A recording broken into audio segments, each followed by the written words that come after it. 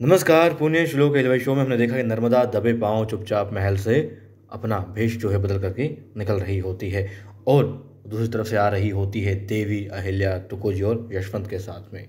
अब वहाँ बात होती है, तुकोजी कहते हैं कि अब सब खत्म हो गया, अब ये जल परियोजना सिरे नहीं चढ़ सकती। यशवंत कहते हैं कि नहीं, जो हुआ वो सही नहीं हुआ है बल्कि गलत हुआ है, लेकिन इसे सही करना ही होगा। और देवी कहती हाँ बिल्कुल करना ही होगा और ये होकर के रहेगा, भले हम धन कैसे भी जुटाएं। और जिले कहती है धन जुट जाएगा, देवी अहिल्या की प्रजा का जो है वो देवी प्रजा को लौटा देगी। वो कहती है अपनी जितनी भी संपत्ति है उनकी वो और जो सुविधारी है वो जनता के लिए बेच डालेंगी, आखिर जनता का ही तो है। फिर देवी देख रही होती है कि ये सीढ़ियों से कौन उतर रही है, इधर उधर देख भी रही है, कद काठी से नहीं लगती है, दासियों वाले वस्त्र हैं। फिर देवी अहिल्या वहाँ पहुँच जाती है जहाँ वो लड़की जा रही होती है, यानी कि वाड़े से बाहर। देवी अहिल्या वो आगे पाती है। अब जो सैनिक थे मालेराव के वो भी इधर उधर हो जाते हैं, छिप जाते हैं।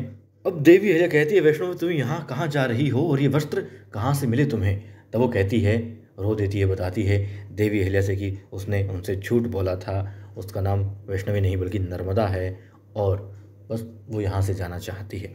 वो कहती है देखो तुम मुझे अपनी आई मानती हो और छोटी रानी कहती हो आई कहती हो, तो बस अपनी इस आई का कहा मानो और वापस चलो। जब स्वस्थ हो जाओगी और जब राजवैद्य जी कह देंगे कि तुम स्वस्थ हो तभी तुम्हें घर जाने को मिलेगा और तुम्हें अपने सैनिकों के साथ में सुरक्षित घर पहुंचा दिया जाएगा। चिंता मत करो, तुम यहाँ हो, देवी अहिल्या के पास हो तो सुरक्षित हो। क्योंकि देवी अहिल्या ने देख लिया है कि आसपास उसकी नज़रें जा रही होती है, बार बार वो किसी से डर रही होती है और देवी अहिल्या समझ जाती हैं कि यहाँ कोई है, लेकिन उसके होते यहाँ पर ये बताएगी नहीं और यदि देवी अहिल्या यहीं पूछेगी तो वो लोग चौकन्ने हो जाएंगे।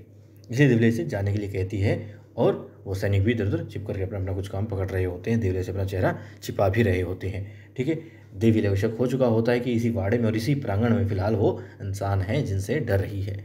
देवी अहिल्या अब एक सुमन जो दासी उसे बुलाती है और वो देखकर चौंक जाती है, अरे ये यहाँ पर कैसे, इसे तो मैंने कहा था कि सो जाओ, ये तो सो रही थी। खैर अब देवी अहिल्या इशारा करती है कि हाँ कुछ मत बोलो, चुपचाप इसे ले जाओ। ले जाती हैं और अब वो सैनिक भी खड़ा होता है कि देवी अहिल्या गई तो नहीं। अब देवी अहिल्या वहीं होती है, देवी अहिल्या चली जाती है, वो देख रहा होता है, अब देखता है कि हाँ देवी अहिल्या नहीं है, अब खतरा नहीं है। खड़ा होता है, देवी अहिल्या सामने से वापस आ जाती है, फिर से वो तोप को साफ करने लग जाता है। अब देवी अहिल्या फिर से एक तरफ जाती है तो वो भागने की कोशिश करता है।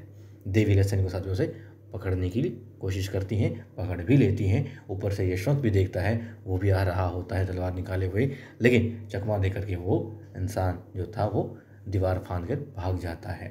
अब देवी अहिल्या यशवंत से कहती हैं कि आप उसे पकड़ने के लिए मत जाओ, सैनिक जाएंगे, वो इतना ज़रूरी भी नहीं है, आप जाइए नर्मदा के गांव में, क्योंकि उसका नाम नर्मदा है असली उस लड़की का, तो वहाँ जो कुछ भी हुआ है सारी बातें पता करके आए जल्द से जल्द। वो कहते हैं ठीक है और दिखाते हैं देवी अहिल्या अब चिंता कर रही होती है कि आखिर कौन हो सकता है, कैसे हो सकता है, क्योंकि वो है तो अभी भी यहीं पर जिसके लिए आदमी काम कर रहा था। और वो सैनिक दौड़ करके पहुंच जाता है हाँफता हुआ जंगल में और जैसे ही देखता है कि हाँ कोई नहीं, थोड़ी राहत की सांस वो लेता है। तभी एक घोड़े से इंसान उतरता है और वो होता है मालेराव। बोलकर पूछता है तुम यहाँ अकेले कैसे और इतना हाँफ क्यों रहे हो? तब वो बताता है कि बस किसी तरीके से बचा हूँ, क्योंकि देवी अहिल्या ने पकड़ लिया उस लड़की को जैसे ही बाहर आने को हुई थी और मैं बताया नहीं सच कुछ भी, लेकिन बस जान बचा के भागा हूँ।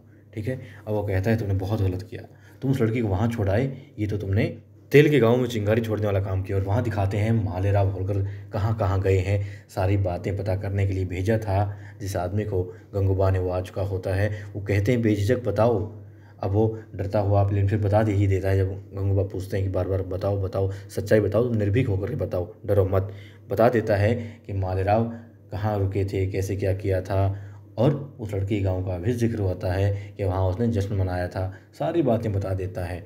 ठीक है, गंगूबाब जान चुके होते हैं मालेराव के जल परियोजना की सच्चाई और मालेराव की भी सच्चाई। और अब मालेराव भी एक अहम गवाह जो उसके खिलाफ हो सकता है, फिलहाल उससे किसी काम का तो नहीं है मगर खतरा बन सकता है, उसे निपटाना चाहता है। और इसीलिए जो सैनिक भाग करके आया था उसका महल से, उसे वो मार डालता है और चिल्लाता है कि देवी अहिल्या सदैव उसके बीच में आ जाती हैं, यूँ तो वो राजकुमार ही बनकर रह जाएगा, कभी राजा नहीं बन पाएगा। वो कहता है कि देवी अहिल्या ना जाने क्यों पिछड़ी हुई सोच लेकर के आई हैं और इसी पिछड़े हुए मार्ग से चाहती हैं कि मालेराव राजा बने, मगर नहीं, ऐसा नहीं होगा। मालेराव जैसा चाहता है, जिस तरीके से चाहता है, वैसे ही वो गद्दी को प्राप्त करके रहेगा।